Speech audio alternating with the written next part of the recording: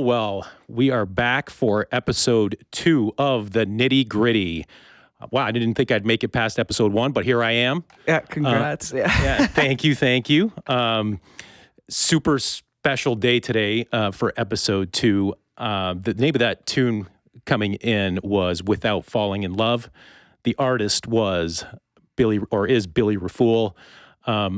My guest today is Alex Seguin. He's a local kid here from Windsor. He is not only a phenomenal workout partner, but he is a graduate from the University of Windsor, also a graduate of E.J. Lajeunesse and the Blackbird Academy of Music down in Nashville. I am honored to have him here today. And Alex, welcome. Thank you so much for doing this. Yeah, thank you for having me, man. This is awesome. It's gonna be fun. Yeah, it's terrific. I brought some spirits in here today to cheers, salute, loosen things up a little bit. Yeah. But we'll get into the nitty gritty of your background and your rise into the music industry. But I just wanted to get your take on the song Without Falling in Love.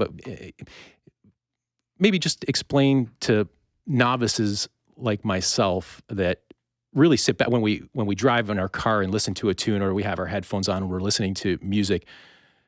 Maybe just dissect that song, and what do you hear in that song that most of us don't hear?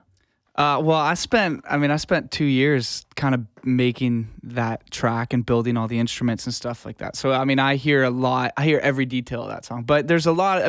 The core of it is some heavily programmed drums, a lot of like electronic drums, electronic instruments in there. You got Billy's great vocal sitting on top of everything, which is just driving the whole song, and it's kind of a bombastic anthem, I guess, of, the song kind of revolves around, trying to not fall in love with someone. Like how are we going to do this without falling in love, kind of thing. And I don't know, there's just a lot going on. It's a very, the track kind of feels like mayhem a little bit. It starts off with like this like slow piano intro with Billy. And then I take, his vocals and pitch them up and create a bunch of crazy effects with them. And then we drive up into these like big choruses with big background vocals. Right. And just, it kind of feels like it explodes into the choruses. So and that's what it sounds like. It's an incredibly complex tune with a lot of layers. And for episode 1, we had the Autumn Kings as our guest. And I asked them what their creative process looked like. And it was interesting, and it was pretty methodical. For a song like Without Falling in Love, how much time does it take from the time it's a seed in somebody's head to you put your final approval or somebody's final approval, or when Billy says, "Okay, this is great, let's." Yeah, that one took a while. I don't know if they're all supposed to be like that, but that one took a while because Billy and I had been living together in Nashville. He was writing a lot in Nashville. So one day he came home with this song and was like, "Hey man, I have this vocal and this guitar track. Do you want to try to produce a track to it?" And so I did, and we didn't have any intentions of it being released. It was just kind of like, let's see where we can put this, see how we can create this. And it went through so many different containers. Like the lyrics and the melody went into a bunch of different, I call them containers, but a container is a version of the track, right? And I had gone through so many different versions of the track, with different parts, different instruments, different drum patterns, this, that. And so it was just a matter of like, we actually put it to bed. We got to, I think it was like revision 24 of it. We had like 24 different versions of it. Yeah. And then we put it to bed. And one day, this is a couple years later, Billy kind of called me and was like, "Hey man, this revision 6 is good," like he ended up going back and listening to it, and someone from his label loved it and really wanted him to drive that song and try to complete it. So I went back and kind of did some work on it a couple years later, and we ended up getting it mixed and mastered. But that, from the time that song was written to the time it was released, it had to have been 3-4 years. He may have even written it a few years before that. He may have had it in his head. Yeah, so, that's fascinating to me. Yeah.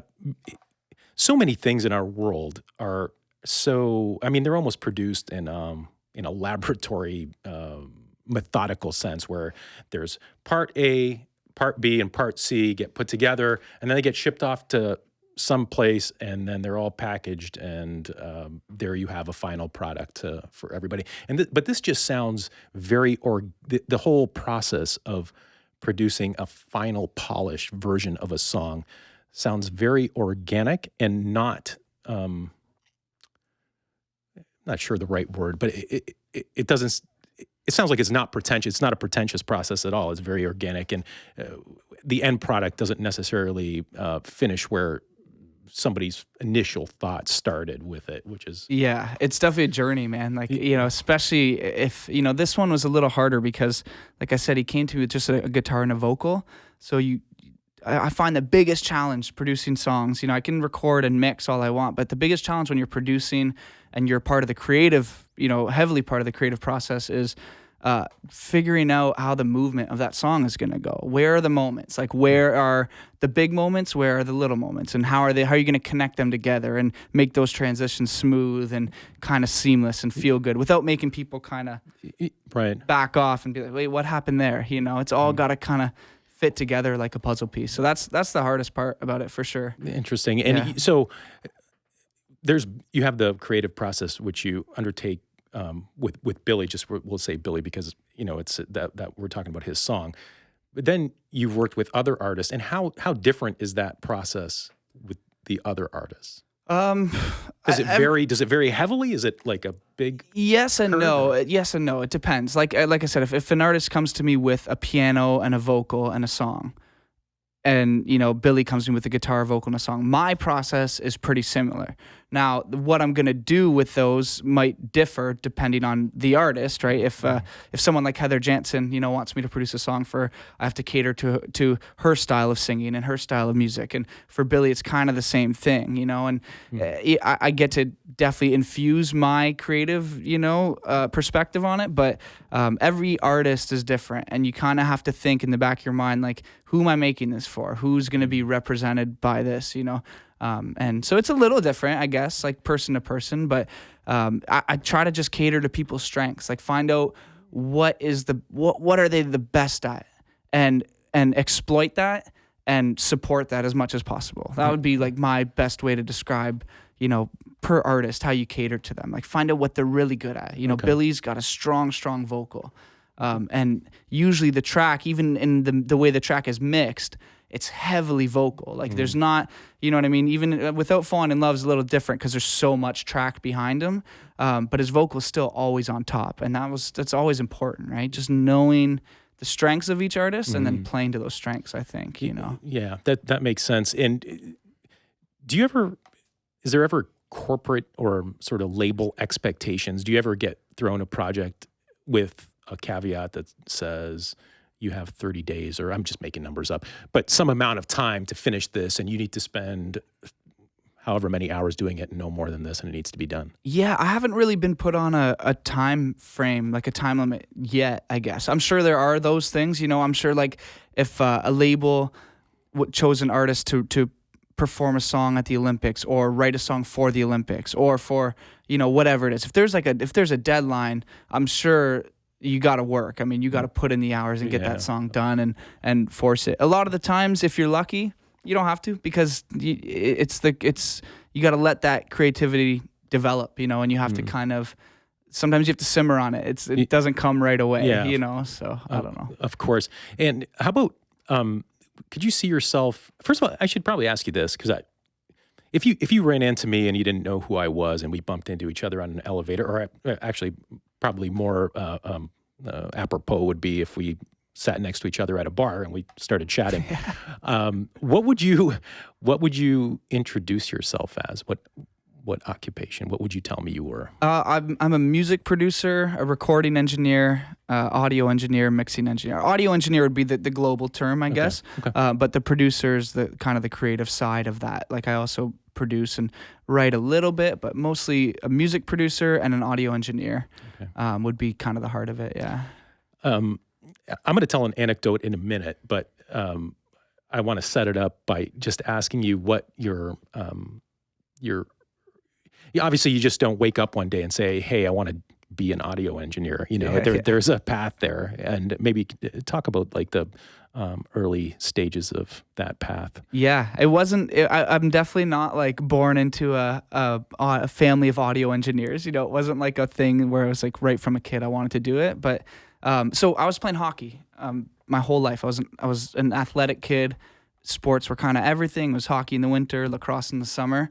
But when I got into high school, that's when I started to get introduced into like different forms of art, and I was doing theater and helping out with musicals and kind of getting into that world of art and music and tapping into that a little bit. But that's when it really kicked off, because back in those days the YouTube musician thing was just starting, right. And there were a couple YouTube musicians that I had seen that were just posting their versions of other people's songs on YouTube. And I'm sorry, Alex, what year was this? Oh God, this would have been, so if I was in high school, it would have been like 2009, 2010 maybe, okay. Yeah, yep. Around that time.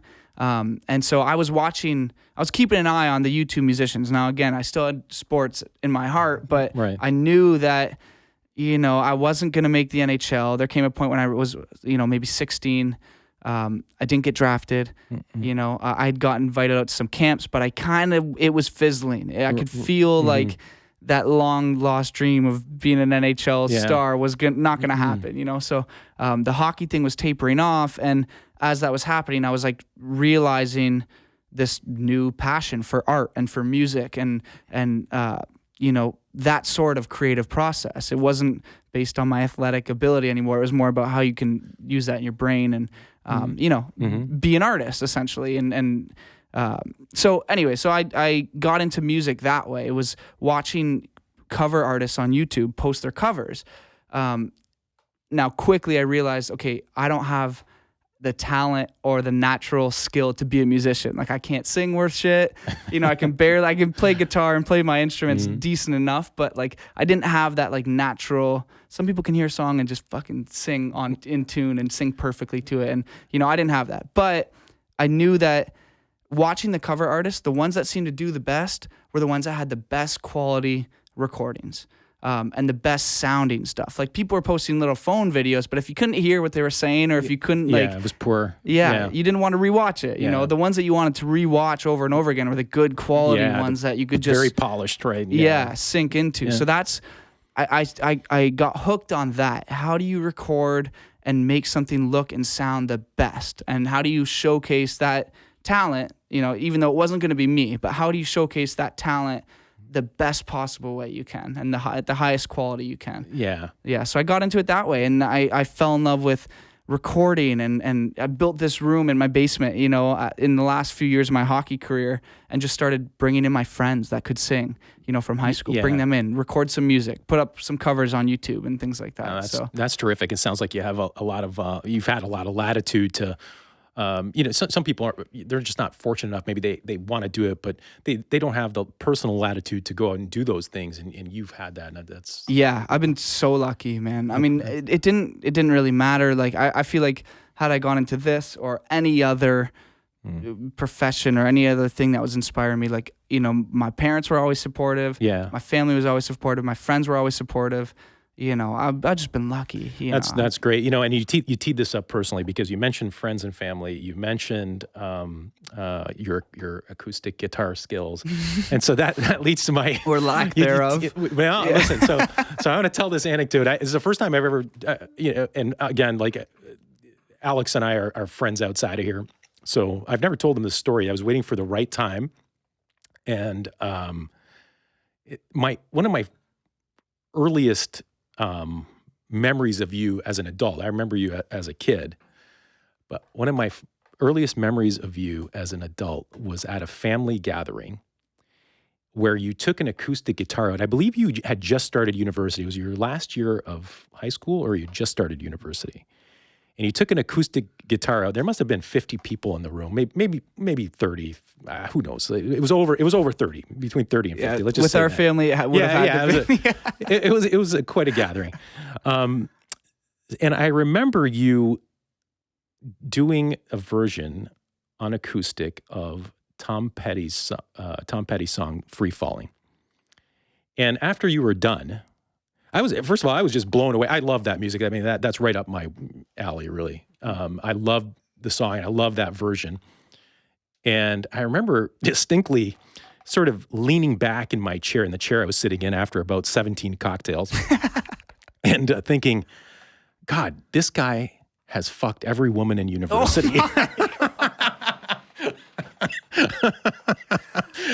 With some envy, I might add. Sorry, I apologize if I put you on the spot a little bit. Hilarious. But that's a true story as sure as I sit in this chair. But that's what crossed your mind. Yeah, I was like, God, I'm so jealous of this guy.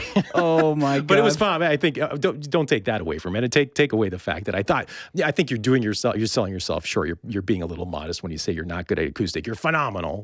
Come on now. I guess I've seen a lot of incredible musicians in Nashville. That was one thing where, like, when I moved down there and I was in these sessions watching these session players play, man, you realize like there's you can play chords and you can get by, right? But then there's musicians, professional oh people, my God, right? Where they just speak with their instrument and everything is so well placed and well played. So to anyone who wasn't exposed to that or hasn't been exposed to that, I can get by, right? Like I can play at a bonfire and play at a family gathering, but there's some really truly great musicians. So I always try to, bear with me here as I do my once per podcast Led Zeppelin reference. So I have to do this because honestly, they're the only artist.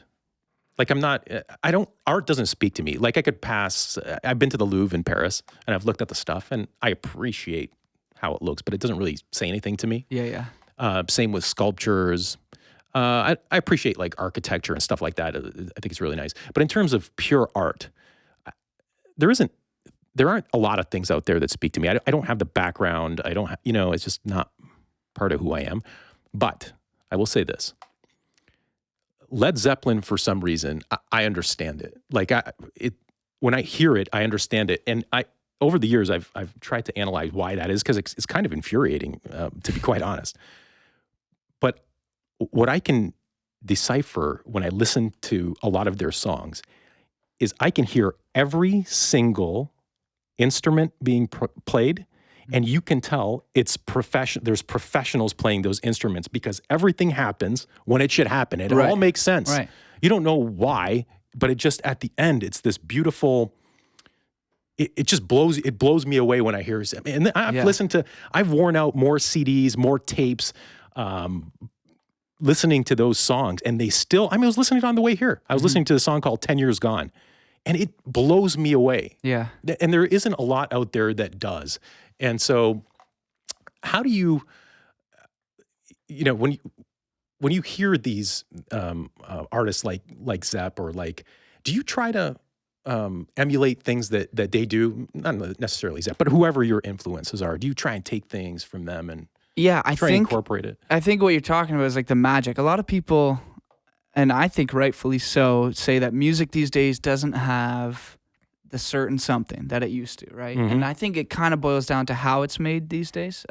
It's way easier to make for sure, but it's way more visual. You're looking at grids and you're kind of following the algorithm that everyone in the last 10 years has set forward, right? Because everyone wants the number one. Everyone wants to be on the charts. And the only way to do that is to kind of do what's worked in the past, right? And maybe modify it, make it a little more unique. But when you listen to old music, there was no template. There was no set way. This is how you do it. You wait 4 bars, and then you go into your chorus, and then there was no math about it. It was more, you had to listen and feel it. And I think that's what people talk about when they say like that old music has the magic. It has that feeling to it, whereas nowadays it's more math. It's way more math, way more calculated. Not to say, there's some great music that comes out nowadays, and even people that make it on computers, and program it and do it all, they are extremely talented, and there are some people that can infuse magic into that way of doing it. But I think back in the day, the musicians had to really pay attention and really focus on what everyone else is doing. They had to speak to each other and with each other, and there had to be a a concept of what they were trying to say, right? I just think it comes down to the way music was made. And when you hear, Led Zeppelin, or you hear Pink Floyd, or anything like that, it's orchestral. It's very... You're absolutely everything right. kind of it sounds very grand, doesn't it? Yeah. It sounds very grand, like this. There's an event happening here in this song. Yeah, exactly. And most of the time it was the message of the song was very powerful. Like I'm sure there was some throwaways in some of the songs, but man, like nowadays most of the songs that come out on pop radio are about summer, or about drinking, or partying, or whatever it is. Like it's all in one little thing. Yeah. Whereas back in the day, they're tackling social issues and politics and things that are wrong with the world. And it was just a different time for making music. I think that's why you hear that difference. You kind of just not sure what it is. Yeah. But it's different. Like when I listen to Sam Cooke, man, I don't know what it is. It's his voice. It's the passion. It's the soul. And it comes through and it hits you in a different way. Right. I don't know. There's just some difference there. And it's almost an unfair question. I apologize if I put you in the spot. I'm not asking you to talk or to speak on behalf of artists or the music industry as a whole. But does radio play matter anymore? I think so. Yeah, I think it still does a little bit. Obviously the streaming game took over massively. I mean, Spotify and Apple Music, and sometimes getting on a good Spotify playlist is better than getting on a good radio station, But I do think that radio play matters to the general subconscious of people. Like, I know for me, when I get in a car and I hear that same song that I heard 50 times yesterday, and it's still, there's just something about it that makes you go, oh, it must be a good song. Even if it's not, right? But I think it kind of sits in your subconscious just because it's in that format. You're just hearing it everywhere. You're hearing it in your car, hearing it at the grocery store. It just sits in the background, and becomes an earworm kind of thing. Do you get, when you hear one of Billy's songs on the radio, do you still get excited? Yeah. Sometimes when I haven't even recorded them or like been a part of them. I of course I get proud. I'm to see someone that's so close to me, and someone that comes from the same town, kind of a similar background, similar family, like to see him find success and to see people recognize it, because he's not a hugely mainstream artist. He's got some songs that can definitely tap into the mainstream pop culture, but I think there's a lot of people. I just think he's not as recognized as he should be, just because of how much I know he puts into it, how much soul he puts into it, how much time and effort, and it's his whole life. It's literally his whole life. He'll never stop doing music, and to see someone like that I know is like that towards his craft. Anytime he has any little inkling of success, I love it, man. We get pumped up. We call each other, and That's terrific. And I know you spend a lot of time with him, and you have spent a lot of time with him on tour even. Maybe talk about that a little. How was going on tour? Did you guys go to Europe? You guys went to Europe, didn't you? A couple times. Yeah, we've been across the pond a couple times. The touring things was unexpected, but it was so much fun, man. Like, it still is fun, And before you get into it, I apologize for cutting you off. Maybe just talk about what your responsibilities were, just the framework of your responsibilities, and then talk about the tour itself and maybe any shenanigans. So I guess my main job was to mix front of house, mix the concert for the audience, right? Now, generally with a touring band, they have a crew that goes along with them. They have someone to mix the monitors on stage. They have someone to mix the front of house. They have someone that tour manages. They have someone that sells merch. And they all travel on buses, and they all go from city to city and bring this traveling show, from venue to venue. With Billy, he hadn't had any kind of breakthrough success or any kind of massive success yet. So I was wearing a bunch of different hats, and I was taking on a lot of jobs on the tour. And granted, it was a small tour. I mean, we're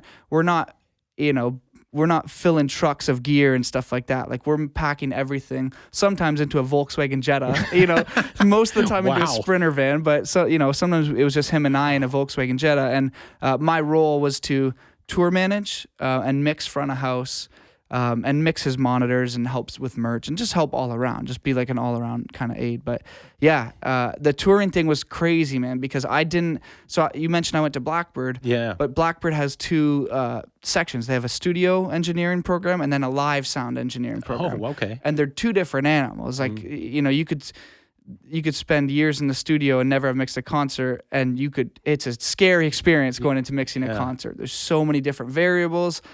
It's just it's a different craft. You have to learn from the start. So Billy, when he started touring, was like, hey man, I know you've never done this before, but you're good in the studio. Just come out, just see if you can learn it. And he kind of put his trust in me to do that. And man, it was scary. I'll tell you, the first year or so was very scary, and I learned a lot really, really quickly.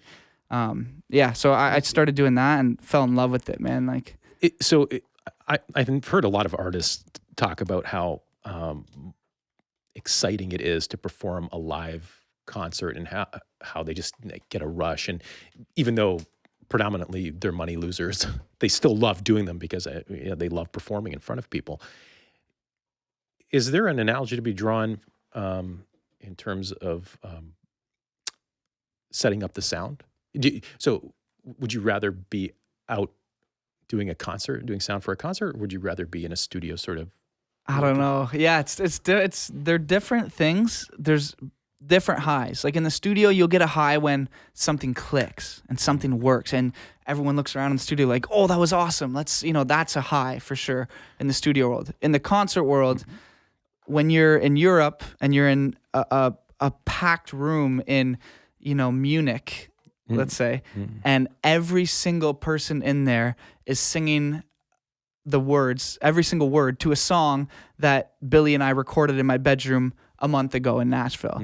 That was a totally different experience. And I'm not even on stage. I'm at the back, like mixing, and I'm hearing people sing these words. And that, like, when everyone's with the concert and they're there, like they're with Billy and they're completely engaged. That is a totally different experience than anything you'll ever feel in a studio. And there's you get the goosebumps, you get the tingles, and you can feel just all the collective attention happening, on what's happening. And it's bizarre and so cool. Like, I'm so grateful I got to experience that. And we, like you said, like we traveled in Europe, we traveled every state in the US, and man, there have been some incredible shows. There have been some not so great shows with, 12 people in the room and half of them are at the bar drinking, and, like there have been those, but yeah, it's quite a rush, man. That's fascinating. And you must have learned so much about yourself as well. I'm just assuming that you do when you get on the road. I mean, I travel for work as well, and when you're out on the road, man, you really, at least you were, you had you were traveling with people. You're traveling with Billy and other help. But sometimes when you travel by yourself, it's kind of like you get very introspective, and it may happen to you when you had sort of time by yourself. But you do learn to overcome challenges when you sort of through trial and error and through just circumstances, really. So I'm picturing when you're telling me about working like a concert in Munich, I'm picturing you having to liaise with some guy that doesn't really speak that great English and having to explain to him why this fucking setting needs to be here and don't fucking argue with me, right? Like, I don't want to. Absolutely. Yeah. So, I mean, was there a lot of those moments? Was there some? Yeah, definitely had to, especially the tour managing side of things, man. Like, I mean, I'm an audio guy. I love music. I don't know how to book hotels and book routes and rent cars and do all that. So I obviously had a lot of help from his management, and thank God for them, because otherwise I probably wouldn't have been able to pull it off. But yeah, like you have to learn how to deal with people. That was the biggest thing, man, is how to deal with strangers. And this, I mean, the best example that I could draw, and I would give this advice to anyone touring or in the touring industry ever. You're going to bring your touring crew into somebody's home every night. You're going to bring it into the House of Blues in Chicago, and then you're going to bring your touring crew into a venue in Seattle, and you're just going to be in a bunch of different places, and each venue is going to have their own crew, their own house guys. Right, their job is to help you, but if you come in with a chip on your shoulder and if you're a dick about everything, they're not going to help you, and they don't want to help you, and they don't care how well your show goes. Yeah. They're on the clock. They could care less. So the biggest thing I learned was to be thankful that there's people there to help you put on your show. Especially in our case, when we didn't have anyone, we didn't have crew. It was me, right? Like I had to set up the merch and set up this and make sure the sound is good and make sure anyone that wants to come in and say hi before the show has a pass to get in. Things like that. The guest list is submitted. So as the clock is ticking towards the curtain going up, you're running. The more you're running around, right? Yeah. Is that basically? Yes, absolutely. Right. Like I would, I think any one of our family or friends that's come to a hometown show here can attest to the fact that, I probably wasn't all there when I'm seeing my friends that I haven't seen in a year or something like that. And I'm like, hey, how's it going? I got to go. Bye. Like, and you're just running to get to the next spot because there's, even on a small tour, there's always stuff. There's always people that you have to make sure get taken care of. And obviously the band comes first and Billy comes first. And that's priority number one. Absolutely. But there's always extra stuff that you got to deal with, and you're always running around, and you're getting close to showtime, and you're trying to finish sound check, and that fucking frequency won't go away, and you can't, like there's just like things that build up. But And so when Billy starts playing, then there's you're sort of on you're just monitoring, right? You're just kind of listening, making sure nothing goes wrong, or are you still sort of running around doing No, things? I'm behind the soundboard. Okay. Yeah, so I would say about 15 minutes before show is when, I'm in the green room normally about 15 minutes before show. I'm in the green room with the guys and girl, at least sometimes when our bassist is there as well. And we're getting ready, I'm making sure they're good. Waters are on stage, set lists are on stage if they have set lists. I'm usually going out and checking instruments. But it's show at that point. The merch and all that stuff and the guest list. If I haven't gotten those ducks in a row, 10 minutes before show, I'm not going to get them. The show absolutely comes first. So it's I would say about 20 minutes before show, I'm about the show, and then normally I'll say my goodbyes to the guys and tell them, I'll usually we just text each other. Like I'll just text Billy from the soundboard, like, hey man, you ready to go? And I'll fade the music that, kind of thing. We'll start our show. And then I'm behind the soundboard, and when I'm mixing, I'm mixing. Like you could come up to me and ask me a question, and I'm not, I don't even hear it, cause there's definitely a lot to do, especially as a mixing engineer. I think what a lot of people don't realize is, people think, oh, you're just manning the controls of the soundboard. But like in Billy's case, it was a lot of creative mixing. It was pushing the reverb up in certain moments and making sure certain moments feel like the record and pulling things down in certain parts of the song. So little things like that, And let's say there is a problem with the sound. First of all, is there any way for the guys up on stage to communicate with you? Like, do you guys have a signal? Not set really. Up or no? Not So really. it's all on you. Yeah, it's right? pretty much all on me. So the system we have is they're on in-ears, right? So we can pre-program what they hear every night. Okay. So it's consistent. Usually we don't have problems with our in-ears. Now, if we need to talk to each other, if Billy's on stage and I need to talk to him, which this has happened a bunch, I have a microphone that will only go to their in-ears. Okay. And so I have that set up at front of house. So, for example, if we're opening a show for a band and there's a time limit, like we have to be off the stage at 7:45, not a minute over.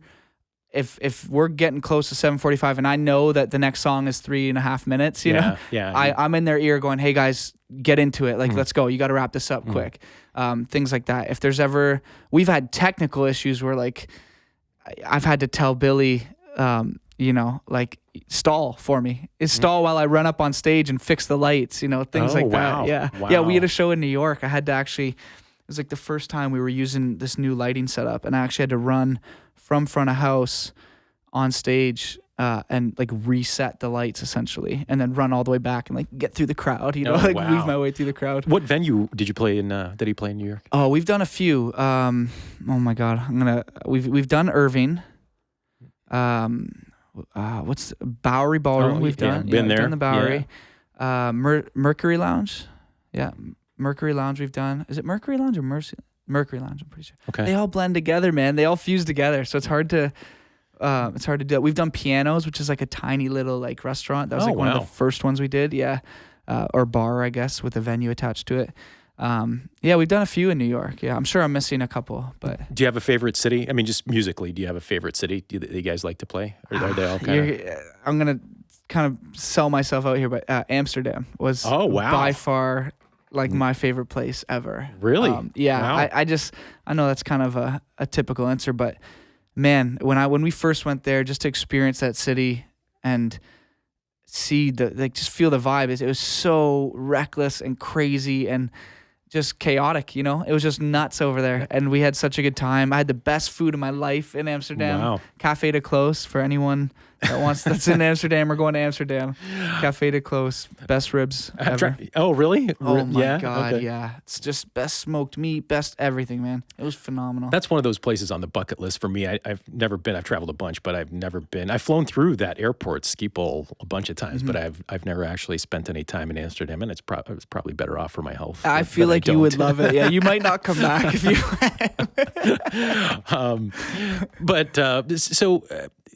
I guess what is this, day number 3,596 of COVID here? Yeah, that's what it feels like. It's dying a slow death here. And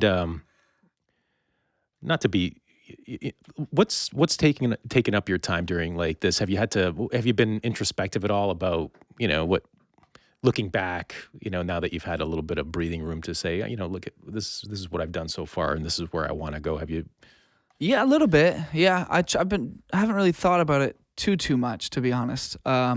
Still working quite a bit from home in this room, so I'm still doing quite a bit, but I haven't really thought too much about, I've been thinking about the future and kind of what the next few years are going to look like, especially now that all this has happened. But yeah, I don't know. I've been just trying to take care of myself, man. Just trying to work out and feel happier, hang out with my family, have dinner every night, Yeah. I just got my mom and her boyfriend into Breaking Bad, so we've been watching. I've been doing a Breaking Bad rewatch. Yeah, that should keep them occupied for a while. Yeah, exactly. That's good. Yeah, how about you? How are you doing during the quarantine? It's been an interesting time. I'm used to moving 1,000 miles an hour, literally, like a chicken with my head cut off, and it's been a real adjustment. It was real tough the first few weeks. Yeah. I before COVID, I think I averaged like 3 flights a week going here to there. And then it just came to like an abrupt stop. And it was kind of a tough adjustment. And I had that moment where I'm a real creature of habit. So if I get into something and I like it, like if I feel good, I'll just keep doing it. Yeah. And I had a sense that this was going to last a while early on. I'm like, you're going to shut down the economy and what? You're going to reopen in 2 weeks? Probably not. Yeah. I had a feeling it would last at least 2 months. So at that point, I decided, you know what? I'm just going to work out. I'm going to be healthy. I'm going to try and get the sleep rather than go the other way. Because I'm that type of person where I could easily go the other way and I could drink 3 26ers of whiskey a week. Right. And go find social activities, COVID or no COVID. You know what I mean? Yeah, exactly. And so I'm glad I chose the second one, to be quite honest. And, I'm feeling good. Obviously, I see you every day on the way to working out. And, it's, knock on wood, it's been a more positive experience than I thought it was going to be when it first started. Yeah, that's good, man. I know it did seem like there have been some moments where I was like, are we ever going to get through this? But now I'm just kind of like, it's the new normal. Yeah. It's the way things are, I guess, Yeah. Make the best of it. That's it. We just have to, push through the last little bit here.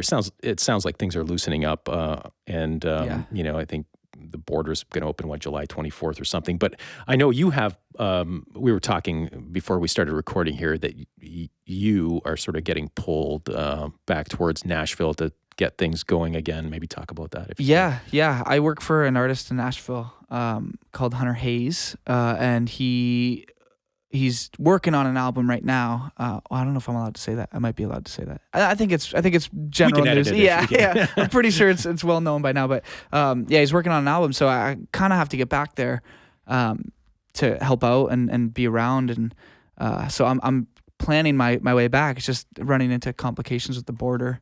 Obviously, we're on a border city, so it shouldn't be that hard. But yeah, they've shut everything down, so it's been tough to figure out how to get back there. But it'll happen. Everything's gonna ease up a little bit in the next. I mean, I say that, but who knows? Yeah, really? you never really know. But no, I don't think you should have an issue. So what does the future hold for? What do you want to like accomplish in music? You know, when you have your feet kicked up on the porch when you're 65 years old and retired in your Malibu mansion.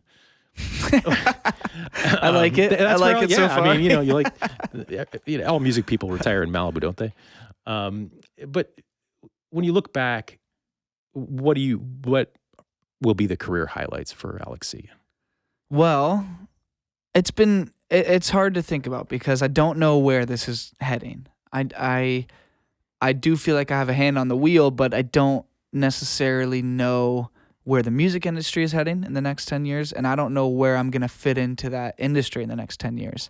I'm definitely... What worries you about that? Or not worries you, but what's out there that is it a technological advancement that you think? And I think that social media is really affecting the way things happen. I mean, we see that in the political sphere today too. Absolutely. And just in any kind, it's affecting everything. And I think that might be the root cause of a lot of change, which it has been already. And now, again, it's like we talked about, how music is made and how quickly it's made these days. And I don't know, it's just hard to tell what it's going to be like in 5-10 years. And maybe I won't enjoy it in 5-10 years. Maybe it could be something that I don't want to be a part of anymore. I'm very open to that possibility. I hope it's not that. I hope it turns out great and it's something that I want to do forever, but I don't know. The future's very unknown to me, and I'm kind of okay with it at this point in my life.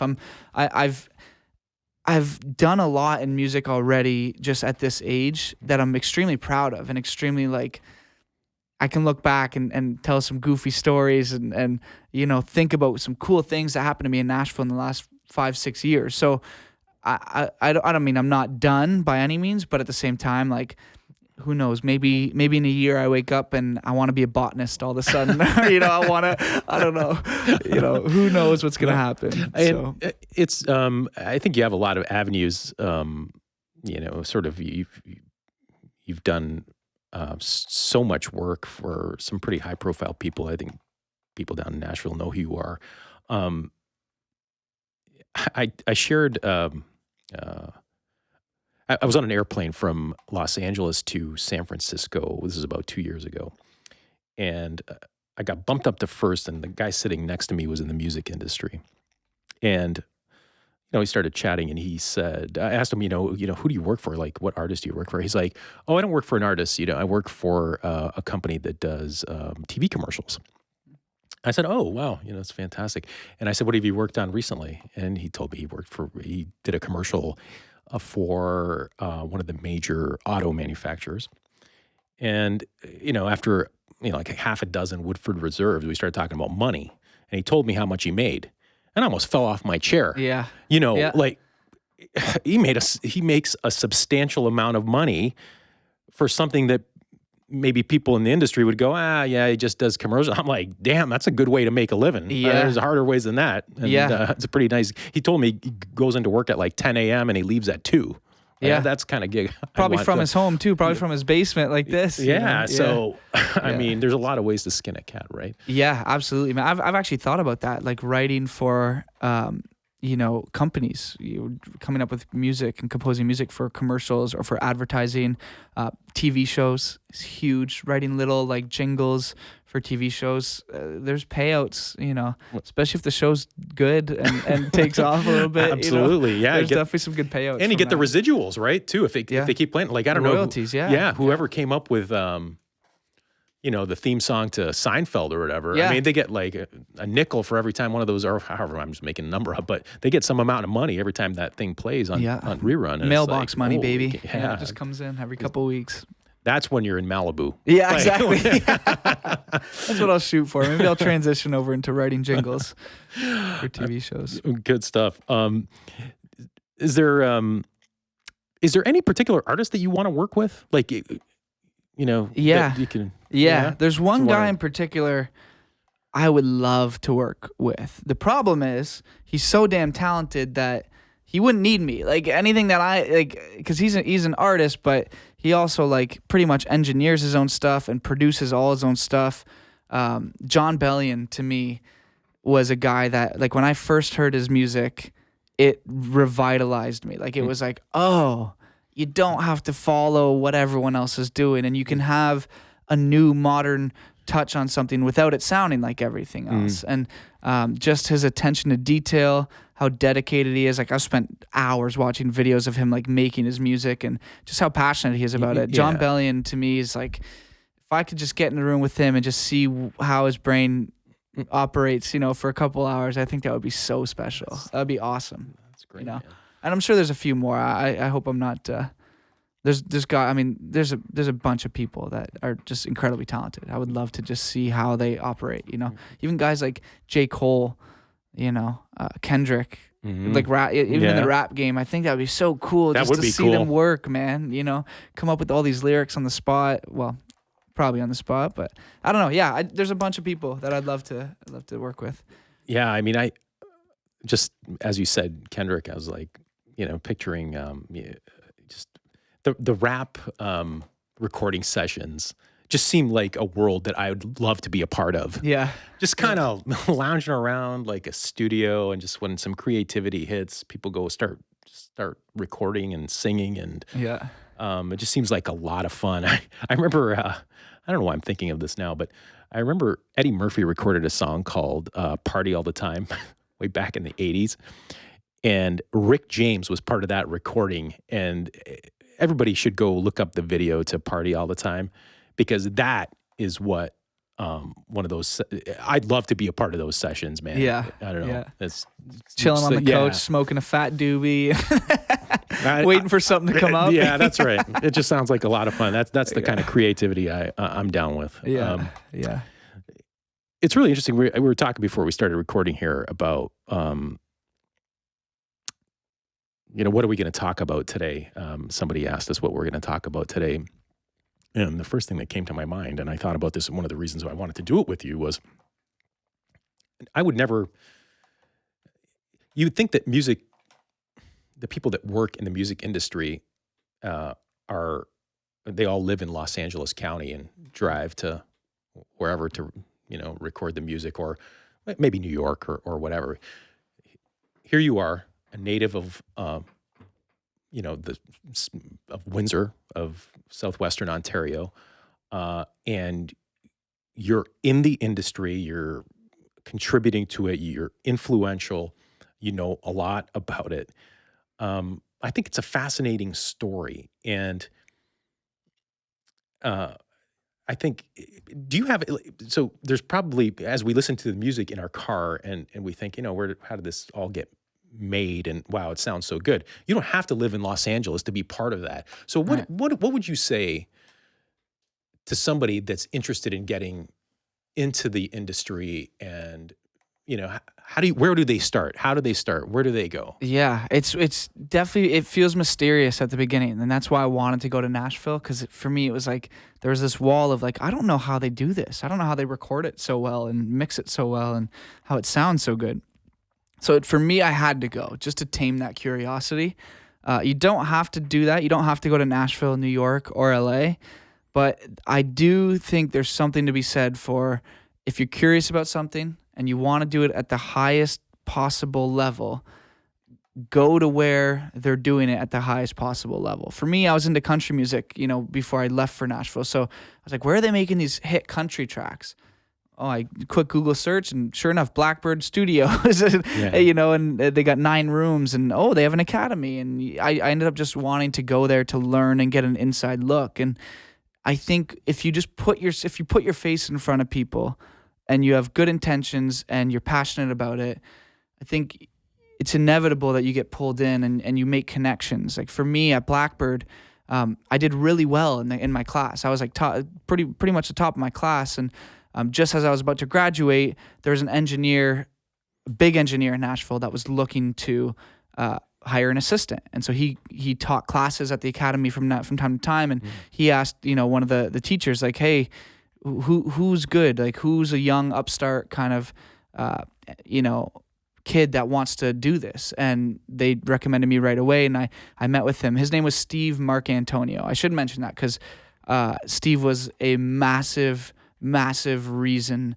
as to why I did so well in Nashville and coming out of the program. He brought me into the studio with all the artists that he was working with, and Steve is like, he's an engineer, man. He's got such a fantastic ear, and he was working with some of the best country artists and rock artists, you know, around at the time in Nashville. And I was getting pulled into rooms with Cheap Trick and, you know, Steven Tyler and, you know, Brantley Gilbert and Eric Church and Hank Williams Jr., like guys like that. And me as a kid from LaSalle, right? Yeah. And I go there for 6 months to take this program. And out of the program, I get hired. And a few weeks later, I'm sitting next to Rick Nielsen while he's recording a guitar part, you know, like that to me was proof that, like, if you're curious about it and you're able to. I was lucky. I had the resources. I was able to go to Nashville to do this. But if you're curious about something, go put yourself in front of those people and just kind of try to inject yourself into that scene. And if you have good intentions and you work hard and you're helpful, there's no denying that, you know, like you're gonna get pulled into those rooms with people. You're gonna find your way. And being open to the experiences and what, you know, people are just not being narrow in sort of your. You may go into it. In other words, you may go into this idea with, well, I really want to work with artist A or artist A's genre, right? But being open to it, right? Being open to all these different experiences and sort of being malleable. Yeah, absolutely. You're not gonna.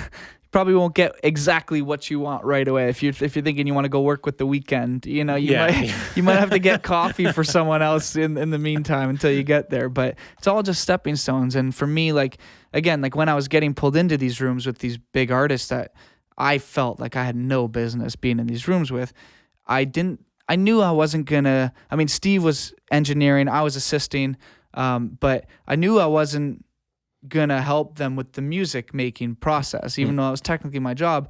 So I had to kind of think of, how can I be helpful? What would make people's lives easier? And that's the advice I would give to someone. If you're trying to get into, especially engineering, you know, try to be helpful in ways that, you know, obviously one, don't be starstruck and try to keep your shit together and you know, act cool, but just be helpful, man. A lot of these people are just normal people, and they don't want to be fluffed up, and they don't want to have their tires pumped all the time, but be helpful. You know, if someone needs a lyric sheet printed out or whatever, be the first one to get up out of your chair and go get it, you know, and go have coffee, have water there, make it comfortable for them. Because that, I think if you're an artist, when you come into a scenario like that makes the biggest difference, right? Yeah. When you know someone's kind of there, like paying attention to what's needed, you know, what are the little tedious things that no one wants to do? Go do that. You know, go be that guy.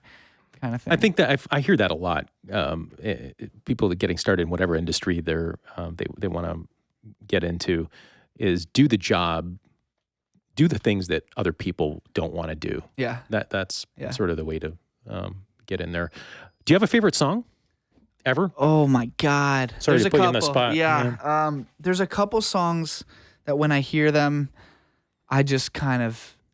I'm like, I sink into them. There's an artist named Bon Iver, a band named Bon Iver. The artist is Justin Vernon. Okay. And this guy is just one of the most incredible music makers of all time. I should have maybe mentioned him when you asked me who I'd like to work with, because to see how he makes this shit would be nuts. But there's a song called Holocene by Bon Iver, and it's just an incredibly beautiful arrangement of music, and it's amazing. That's interesting. And then another song that I heard recently, well, fairly recently, I'd say in the last year, is a song called Stupid Deep by John Bellion.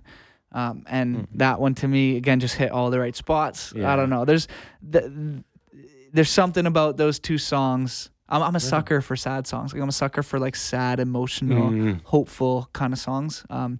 So those would be two songs, or like if I was out on a desert island and I could only pick two. Yeah, those would be them. I might want to pick one more upbeat, I guess, if I had to, just for the good times. But I don't know. But I hear you too. I mean, I sort of gravitate towards those songs too. I gravitate towards Actually, this is the best way to explain it.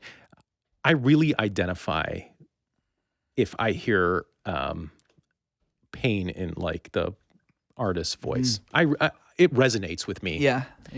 And I always wonder how artists that grew up in like upper middle class environments, how does it translate? It can't translate. I don't know if it can translate to, when I hear Axl Rose and some of his music, this is a pain. You can tell it's a pained human being. Yeah. Like he has pain. Yeah.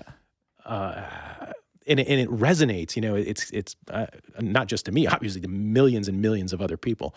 And I don't, it's just something that sort of I think about. But I don't know how you feel about that. Yeah, I agree. I think it's got to be genuine, right? And, if you're singing about something that you don't actually mean, it's probably going to come across that way. Like people will probably see through that. Yeah, it sounds phony, right? People are kind of X-ray machines in that sense. But and whether your pain is, relationship, temporary pain. Yeah, whether it's something as small as that or something as big as like Sam Cooke singing "A Change Gonna Come." Like whether it's one or the other, as long as you're singing what's true to you, I think that's what's important. It doesn't matter if it's not as deep or as crazy as someone else's pain, but as long as you're not phony about it, sing about what's real to you. And I agree wholeheartedly. A concert by an artist, dead or alive, who if you had one, if you were like going to the gallows the next day and they said, you got Bon Iver. Yeah? Yeah, okay. Absolutely. That's bucket list number one. Like, if there's one person I want to see live, it's Justin Vernon, playing with Bon Iver. I've seen videos of them on YouTube playing their live show. The songs are incredible. His voice is incredible. The musicianship is incredible. But I've also, because I'm a nerd, I've also heard a lot about how good it sounds. Like, I guess their front of house engineer is just a wizard. And anyone that's been to a Bon Iver concert, from what I've read online, has said that it's like one of the most incredible like sonic experiences they've ever experienced. So I'd probably Bon Iver would be bucket list for me. Wow, good stuff. I got a lot of stuff that I got to research now after I'm done this. And you've dropped some artists and some songs that I've never heard of. So they're weird ones too. I know. I get they're not like your typical. I mean, I'm sure if I thought back to like Marvin Gaye, Marvin Gaye was phenomenal. Yeah, like that is those are kind of givens. I like the weird stuff, nowadays, but Bon Iver for sure is like huge. I just love his music, man. Isn't it incredible? Like around this area, you mentioned Marvin Gaye's name. This area has produced some incredible artists, like Windsor, Detroit. Marvin, I remember one of my first memories of sort of music wasn't even like an actual song like on the radio. I was watching I think it was the 1983 NBA All-Star game, and Marvin Gaye sang the national anthem, but unlike any other, as a matter of fact, when we're done here, I'll pull it up. Yeah. It's the most incredible version of a national anthem that I've heard since then. It's like this. This is an 83? 1983 Wow. in Los Angeles. Mm-hmm. And he came out in these, I could picture him, man. He had like a suit on. He had like a businessman suit with a tie. He looked phenomenal. And he had these dark sunglasses. And he came out.